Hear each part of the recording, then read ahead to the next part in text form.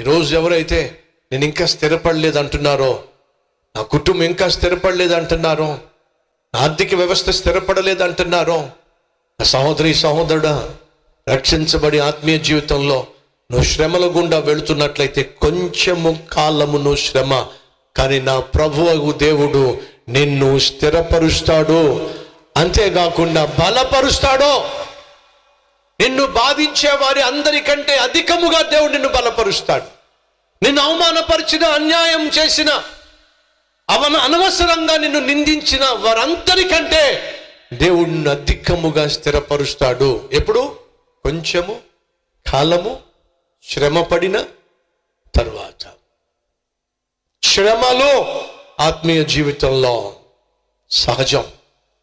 పౌలు గాని శీల గాని అన్యాయంగా వారిని కొట్టినందుకు, అన్యాయంగా వస్త్రాలు ఊడదీసి అవమానపరిచినప్పుడు, అనవసరంగా చెరసాల్లో వేసినప్పుడు వాళ్ళు దేవుణ్ణి ప్రశ్నించలేదండి. మరి ఏం చేశారో తెలుసా? దేవునికి ప్రార్థన చేశారు. ఈరోజు కష్టం గుండా వెళుతున్నావని చెప్పి, కన్నీటి లోయ గుండా వెళుతున్నావని చెప్పి, ఆకలి మంటలు గుండా వెళుతున్నావని చెప్పి, ఆర్థిక సమస్యలు గుండా వెళుతున్నావని చెప్పి, అనారోగ్య సమస్యలు గుండా వెళుతున్నావని చెప్పి నువ్వు దేవుణ్ణి మాటి మాటికి ప్రశ్నిస్తున్నావు. నాకే ఎందుకు ఈ కష్టాలు అంటున్నావు? నాకే ఎందుకు ఈ శ్రమలు అంటున్నావు? నాకే ఎందుకు ఈ అవమానం అంటున్నావు? నాకే ఎందుకు ఈ అన్యాయం అంటున్నావు? నాకే ఎందుకు ఈ అనవసరమైన బాధలు అని నువ్వు అంటున్నావు? వినో, ఆత్మీయ జీవితంలో నీ విశ్వాసాన్ని బలపరచడానికి, నిన్ను క్రీస్తు స్వరూపములోనికి నడిపించటానికి ఈ శ్రమలు అవసరము అనే వాస్తవాన్ని మర్చిపోవద్దు.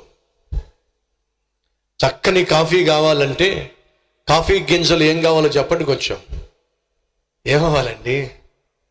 మీరు మరిగిస్తారా? చక్కని చెరుకు రసం కావాలంటే ఏం చేయాలి చెప్పండి? ఆ చెరుకు గడల్ని మిషన్లోకి పంపిస్తారా?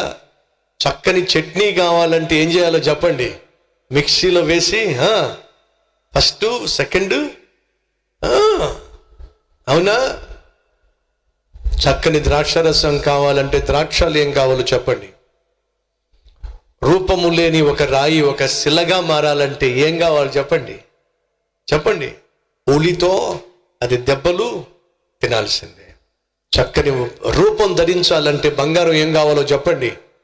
అది అగ్నిలో వేయబడాలి. చక్కని చొక్కా కావాలంటే గుడ్డ ఏం కావాలో చెప్పండి? ముక్కలు కావాలి. చక్కని పంట పండాలంటే భూమి ఏం కావాలో చెప్పండి? అది దున్నబడాలి. వర్షం పడాలంటే మేఘాలు ఏం కావాలో చెప్పండి? మేఘాలు విరిగితే తప్ప వర్షము కురవదు. భూమి దున్నబడితే తప్ప పంట పండదు. కష్టాల గుండా, అవమానాల గుండా, శ్రమల గుండా క్రైస్తవుడు వెళితే తప్ప ఫలించటము సాధ్యము కాదు. ఈ విషయాన్ని మర్చిపోకండి. ఒకరోజు నేను కల్వరి, ఇందాక చెప్పా కదా, కల్వరి యూత్ మిషన్ అని చెప్పి ఒక హౌస్ ఉండేది, కల్వరి హౌస్ అని చెప్పి. ఆ కల్వరి హౌస్ పైన నేను ప్రార్థన చేస్తూ ఉన్నాను.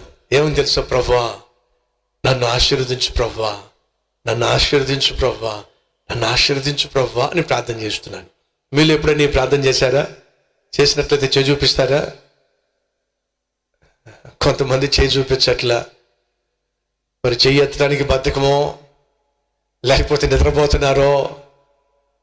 మీరు పొద్దున్న లేస్తే ఏంటి మన ప్రార్థన? ప్రభువా నన్ను దీవించు ప్రభువా, నన్ను దీవించు ప్రభు, ఉద్యోగంలో దీవించు ప్రభు, వ్యాపారంలో దీవించు ప్రభు, చదువులో దీవించు ప్రభు. ప్రార్థన చేయరా మీరు? చేయి లేవట్లేదే.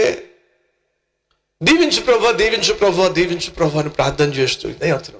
ఇంగ్లీష్లో ప్రభా బ్లెస్ మీ, ప్రభా బ్లెస్ మీ, బ్లెస్ మీ, నన్ను దీవించు అని అంటూ ఉన్నాను. అప్పుడు ప్రభు నాకు చెప్పాడు, నిన్ను విరక్కొడతా అన్నాడు. ఏమన్నాడు? నేనేమో బ్లెస్ మీ ప్రభువా, మై లార్డ్ బ్లెస్ మీ అని అంటే దేవుడు ఏమన్నా, ఐ విల్ బ్రేక్ యూ అన్నాడు. నిన్ను విరక్కొడతానన్నాడు. ఇంకా చూడండి, దండం పెట్టి ప్రభువా నేను అడుగుతుంది ఏమిటి, నువ్వు చేస్తానంటుంది ఏమిటి, నన్ను దీవించు ప్రభువా అని అంటే విరక్కొడతానంటావేమిటి, విరగొట్టడం సంగతి పక్కన పెట్టు ప్రభువా, నన్ను దీవించు. ప్రభు నాతో మాట్లాడాడు, నా కుమారుడా, 5 రొట్టెలు నా చేతికి ఇవ్వబడినప్పుడు వాటిని నేను ఆశీర్వదించాను. ఆశీర్వదించబడిన 5 రొట్టెలు అనేక వేల మందికి ఆహారం కావాలంటే అవి చెప్పండి విరగొట్టబడాలి. నా ఆశ ఏంటో తెలుసా? నువ్వు ఆశీర్వదించబడితే సరిపోదు, అనేక మందికి ఆశీర్వాదంగా మారాలి. అనేక మందికి నువ్వు ఆశీర్వాదంగా మారాలి అంటే నిన్ను నేను చెప్పండి విరగొట్టాలి. నిన్ను విరగొట్టకుండా అనేక మందికి ఆశీర్వాదంగా మార్చటం సాధ్యము కాదు. అవమానం గుండా వెళుతున్నావా? దేవుడు నిన్ను విరగొడుతున్నాడు. అన్యాయం గుండా వెళుతున్నావా? దేవుడు నిన్ను విరగొడుతున్నాడు. అనవసరంగా నువ్వు నిందించబడుతున్నావా? దేవుడు నిన్ను విరగొడుతున్నాడు. ఆయన ఎందుకు నిన్ను విరగొడుతున్నాడో తెలుసా? అనేక మందికి ఆశీర్వాదంగా మార్చాలే అని చెప్పి నిన్ను విరగొడుతున్నాడు.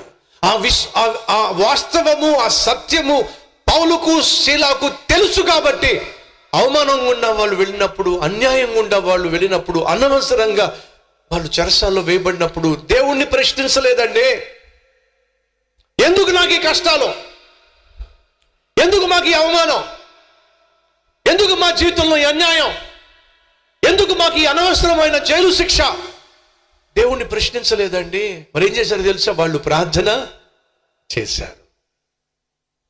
ప్రశ్నించడం మానేశాయి. ఈ కష్టాల గుండా, కన్నీటి లోయ గుండా, కరువు కాలం గుండా నువ్వు వెళ్తున్నప్పుడు దేవుణ్ణి ప్రశ్నించడం మానేసి మొదటిగా నువ్వు చేయాల్సింది ఏంటో తెలుసా? దేవునికి ప్రార్థన చేయి. రెండవదిగా నువ్వు చేయాల్సింది ఏంటో తెలుసా? దేవుణ్ణి ప్రస్తుతించు. ప్రార్థించు, ప్రస్తుతించు. ప్రశ్నించొద్దు. వాళ్ళు ప్రశ్నించలా, ప్రార్థించారు. ప్రభువుని చెరసాల్లో బొండల మధ్య ఏం చేశారు చెప్పండి? వాళ్ళు ప్రభువును స్తుతించారండి. సహోదరి సహోదరుడా, ఆ రోజు జరిగింది ఏంటో తెలుసా? బ్రదర్, మీరు చెప్తుంది ఏమిటి? నిజమైన క్రైస్తవుడిలో, రక్షించబడిన వ్యక్తిలో కనిపించే లక్షణాల గురించి కదా మీరు మాట్లాడుతుంది. మరి సడన్ గా పౌలు శీల యొక్క టాపిక్ తీసుకొస్తున్నారు ఏమిటి? అక్కడికే వస్తున్నా. అవమానం గుండా, అన్యాయం గుండా, అనవసరంగా వాళ్ళు చెరసాల్లో వేయబడినప్పుడు వాళ్ళు ఏడవలా, వాళ్ళు ప్రార్థన చేశారు, ప్రభువును స్తుతించారు. కష్టం గుండా వెళ్తున్నావా? ప్రార్థన చేయి. రెండో, ఆ కష్టము నుండి ప్రభువు నిన్ను విడిపిస్తాడు అని విశ్వసించి ప్రభువును స్తుతించు. ఇరుకు ఇబ్బంది గుండా వెళ్తున్నావా? వ్యాధి బాధ గుండా వెళ్తున్నావా? దిగులు పడడం వల్ల లాభం లేదు. ఏడ్చుకుంటూ కూర్చోవడం వల్ల లాభం లేదు. నీవు నిందించుకోవడం వల్ల లాభం లేదు. నీ చుట్టూ ఉన్న వారిని నిందించటం వల్ల, పరిస్థితులను నిందించటం వల్ల లాభం లేదు. ప్రభువును ప్రశ్నించటం వల్ల లాభం లేదు. నీకున్న కష్టంలో, ఇరుకు ఇబ్బందిలో, వ్యాధి బాధలో నీకు పరిష్కారం కావాలంటే 2 మార్గాలు. 1, ప్రభువును ప్రార్థించు. 2, ప్రభువును స్తుతించు. ప్రార్థన అడుగుతుంది, స్తుతి చెప్పండి తీసుకుంటుంది. వాళ్ళు ప్రార్థన ద్వారా అడిగారు, ప్రభువును స్తుతించి సమాధానం పొందుకున్నారు. ఏం జరిగింది? అవమానపరచబడి, అన్యాయంగా కొట్టబడి, అనవసరంగా చెరసాల్లో బంధించబడిన వాళ్ళు ప్రార్థించగా, ప్రభువును స్తుతించగా దేవుడు మౌనంగా ఉండలేకపోయాడో ఏం చేశాడో తెలుసా? వారికి సమాధానాన్ని పంపించాడు. ఏ రూపంలో? భూకంపము రూపంలో. ఊహించలా. ఎక్కడి నుంచి వారికి విడుదల వస్తుందో తెలియదు. ఎవరు వచ్చి వారిని చెరసాల్లో నుండి విడిపిస్తారో తెలియదు. దేశం కాని దేశం, ఆసియా ఖండంలో నుండి వారు యూరప్ ఖండంలోకి అడుగు పెట్టారు. ఖండము కాని ఖండం, దేశము కాని దేశం, వారికి ఎరుగినటువంటి ప్రజలు, తెలిసిన వాళ్ళు ఎవరు లేరు. చెరసాల్లో నుండి ఎలా బయటకు వస్తారో తెలియదు. వచ్చే మార్గము కనుచూపు మేరల్లో కనబడడం లేదు. కానీ వాళ్ళు ఏం చేశారో తెలుసా? ప్రార్థన చేశారు. ఈరోజు మన మధ్య ఎవరైనా ఉన్నారా? అయ్యా, నేను వెళ్తున్న సమస్యకు కనుచూపు మేరల్లో నాకు పరిష్కారం కనిపించటం లేదు. నా కుటుంబంలో తల ఎత్తినటువంటి సమస్య ఏ విధంగా తీరుతుందో నాకు అర్థం కాదు. నా కూతురు వల్ల వచ్చిన సమస్య, నా కొడుకు వల్ల వచ్చిన సమస్య, నా భర్త వల్ల వచ్చిన సమస్య, నా భార్య వల్ల వచ్చిన సమస్య, నా శరీరంలో వచ్చిన సమస్య, నా ఉద్యోగంలో వచ్చిన సమస్య ఏ విధంగా తీరుతుందో నాకు అర్థం కావట్లేదు. నాకు మార్గం ఏది కనిపించటం లేదు.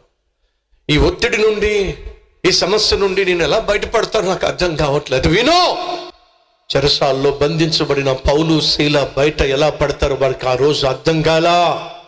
కానీ అద్భుతమైన దేవుడు ఉన్నాడు అని ఆయనకు ప్రార్థన చేశారు, ప్రభువును పాటలతో స్తుతించారు. ఏం జరిగింది? ఏ విధంగా చెరసాల్లో నుండి బయటపడతామో అర్థం కాని సమయంలో అద్భుతమైన దేవుడు అద్భుతాన్నే చేశాడో. ఏం పంపించాడో తెలుసా?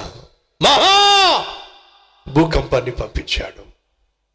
నా దేవుడు ఎలా నిన్ను విడిపిస్తాడో తెలియదు కానీ ఖచ్చితంగా విడిపించి తీరతాడు. విను, విశ్వసించు, ప్రభువును స్తుతించు. ఇదే చెప్పు సైతానికి. సైతాను వచ్చి ఎలా బయటపడతావు? ఇప్పుడు ఎలా ఈ సమస్యను జయిస్తావు? ఎలా ఈ కష్టం నుంచి బయటపడతావు? ఎలా ఇప్పుడు నీ కుటుంబాన్ని కట్టుకుంటావు? ఎలా ఈ ఆర్థిక సమస్య నుంచి బయటకు వస్తావు? ఎలా ఈ ఉచ్చులో నుండి బయటపడగలవు? ఎన్నెన్ని ప్రశ్నలు వాడు వేసి నిన్ను విసిగిస్తాడో, నీ జీవితం మీద నీకు విరక్తి పుట్టిస్తాడో, అప్పుడు నువ్వు చెప్పాల్సింది ఏంటి తెలుసా? ఈ సమస్య నుండి నేను ఎలా బయటపడతానో నాకు తెలియదు, కానీ నాకు ఒకటి తెలుసు. ఏమిటదే?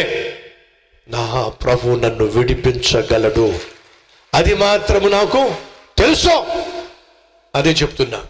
ఈరోజు నీ సమస్యకు పరిష్కారం కనిపించక సతమతం అవుతున్నావేమో, దిగులు పడొద్దు.